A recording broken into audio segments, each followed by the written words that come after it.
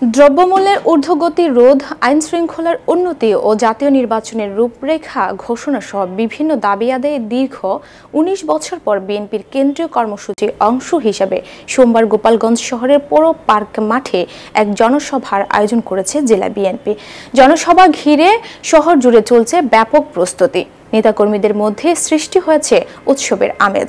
গোপালগঞ্জ শহর সহ জেলার আনাচে কানাচে দেখা যাচ্ছে বিএনপির প্রতিষ্ঠাতা জিয়াউর রহমান, চেয়ারম্যান বেগম খালেদা জিয়া ও বিএনপির ভারপ্রাপ্ত চেয়ারম্যান তারেক রহমানের ছবি সম্মিলিত ব্যানার, ফেস্টুন ও তোরণ।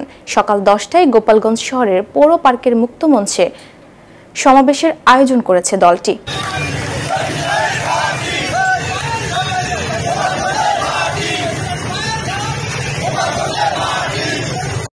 স্বৈরাচারী সরকারের যে অত্যাচার সারা বাংলাদেশে হয়েছিল, তাতে মানুষের মুখ খুলে প্রাণ খুলে কথা বলার কোনো সুযোগ ছিল না।